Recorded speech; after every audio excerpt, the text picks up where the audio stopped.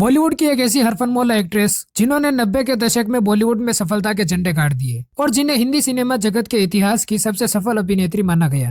कब तक चुप बैठे, अब तो कुछ है बोलना, कुछ तुम बोलो। एक ऐसी हसीन एक्ट्रेस जिन्होंने अपनी एक्टिंग, सिंगिंग और जबरदस्त डांसिंग से लाखों दिलों पर राज किया, तो वहीं अपनी मनमोहक मुस्कान से करोड़ों फैंस को अपना दीवाना बना लिया। अखियां मिलाओ, कभी अखियां चुराओ, क्या तूने किया जादू, कभी घबराओ, कभी वो अभिनेत्री जो न सिर्फ बॉलीवुड की सबसे ग्लैमरस, वर्सेटाइल और खूबसूरत अदाकारा मानी गई, बल्कि दुनिया की टॉप 100 सेलिब्रिटी लिस्ट में भी शुमार हुई।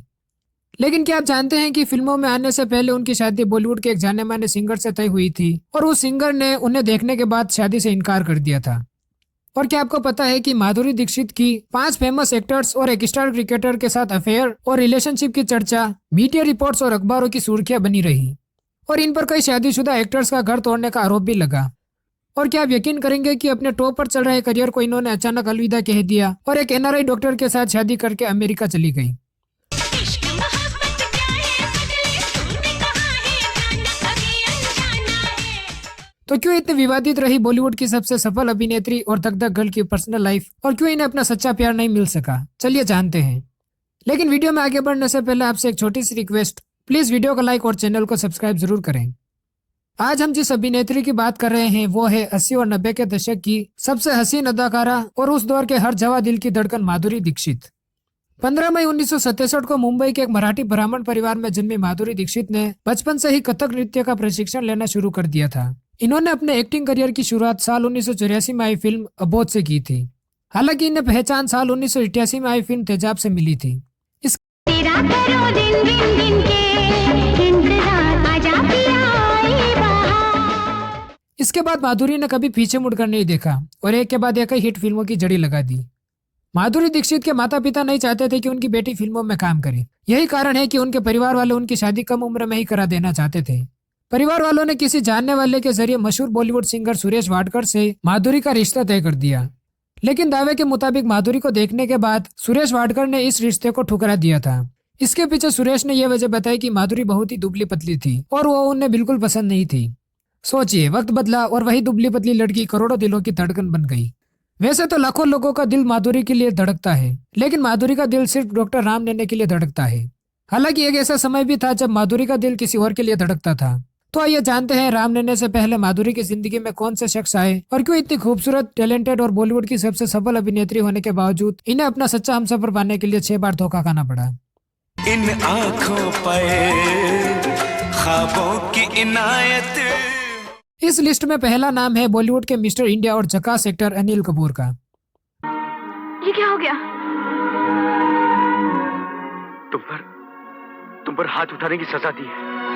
अनिल और माधुरी ने एक साथ करीब 18 फिल्मों में काम किया था, जिनमें तेजाब, राम लखन, पुकार और बेटा जैसी सुपरहिट फिल्में शामिल हैं। बताया जाता है कि गुमनामी में जी रही माधुरी को अनिल कपूर के अपोजिट फिल्म तेजाब के गाने 1, 2, 3 से ही पहली बार फेम मिला था।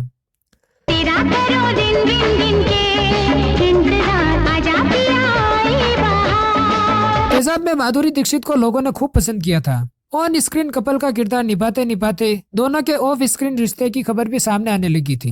मीडिया रिपोर्ट्स की माने तो शादीशुदा होते हुए भी अनिल कपूर माधुरी के इश्क में गिरफ्तार हो चुके थे। रिपोर्ट्स के मुताबिक जब अनिल की अफेयर की खबरें तेजी से सुर्खियां बटोर रही थी, तभी अनिल की पत्नी सुनीता एक बार अचानक अपने बच्चों के साथ फिल्म पुकार की शूटिंग के सेट पर पहुंच गई। उस दौरान माधुरी ने सुनीता से कुछ नहीं कहा, लेकिन माधुरी और अनिल दोनों को माजरा समझ आ चुका था। रिपोर्ट्स की माने तो अनिल कपूर की शादी टूटने के कगार पर पहुंच चुकी थी। ऐसे में अनिल और माधुरी ने एक साथ कभी फिल्में नहीं करने का फैसला किया और साल 2000 में रिलीज हुई फिल्म पुकार इन दोनों के करियर की आखिरी फिल्म साबित हुई। इसके बाद दोनों ने करीब 18 सालों तक कोई फिल्म साथ में नहीं की। हालांकि लंबे अरसे के बाद साल 2019 में फिल्म टोटल धमाल में दोनों ने एक बार फिर से साथ में काम किया। साल 1989 में एक इंटरव्यू के दौरान माधुरी से अनिल कपूर और उनके अफेयर के बारे में पूछा गया तो उन्होंने कहा, मैं उस जैसे इंसान से कभी शादी नहीं करूंगी, वो बहुत भावुक है। मैं चाहती हूँ कि मेरा पति एकदम कूल रहे। मैंने अनिल के साथ कई फिल्में की है, इसीलिए मैं उनके साथ कंफर्टेबल हूँ। सेट पर मैं अपने और अनिल के होने वाले अफेयर के जोक्स भी क्रैक करती हूँ। खैर, अनिल के बाद माधुरी के जीवन में आए बॉलीवुड के मुन्ना भाई यानी संजय दत्त। मेरा दिल भी कितना पागल है, ये प्यार तो 90 के दशक में माधुरी और संजय दत्त की ऑन स्क्रीन जोड़ी टॉप पर थी। मीडिया रिपोर्ट्स की माने तो 1999 में साजन की शूटिंग के दौरान दोनों एक दूसरे के काफी करीब आ गए थे।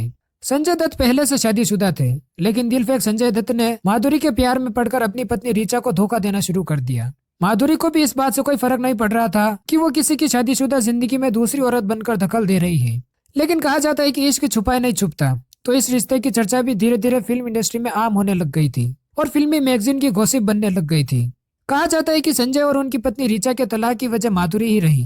हालांकि इसी दौरान 1993 में मुंबई हादसे में संजय दत्त का नाम आ गया और उन्हें जेल की हवा खानी पड़ी। इसके बाद माधुरी ने संजय दत्त से सारे रिश्ते तोड़ दिए और इस तरह इस रिश्ते का भी यही अंत हो गया। इस लिस्ट में अगला नाम है इंडियन क्रिकेटर अजय जडेजा का। मीडिया रिपोर्ट्स के अनुसार एक फोटोशूट के दौरान माधुरी और अजय के बीच प्यार पनपना शुरू हो चुका था। तब दोनों की रोमांटिक तस्वीरों ने खूब सुर्खियां बटोरी थी। अजय की चाहत में माधुरी सब कुछ छोड़ने को तैयार थी, लेकिन दोनों की जिंदगी में कभी परिवार तो कभी हालात विलन बनकर रुकावटें पैदा करते रहे। दरअसल अजय जडेजा एक शाही परिवार से ताल्लुक रखते थे और इसी वजह से उनका परिवार साधारण परिवार में जन्मी माधुरी दीक्षित के साथ उनके रिश्ते के बिल्कुल खिलाफ था। दोनों परिवारों के बीच खींचतान कम हो पाती उससे पहले ही साल 1999 में अजय जडेजा का नाम मैच फिक्सिंग में आ गया और उनका टॉप पर चल रहा करियर भी खत्म हो गया था।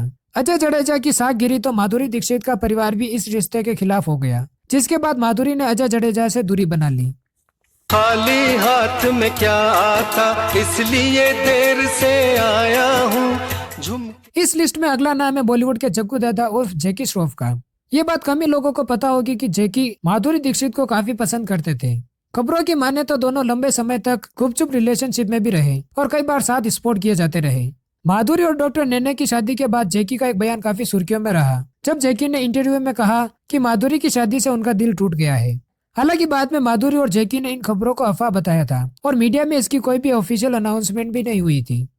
इस लिस्ट में अगला नाम है बॉलीवुड के डिस्को डांसर यानी मिथुन चक्रवर्ती का।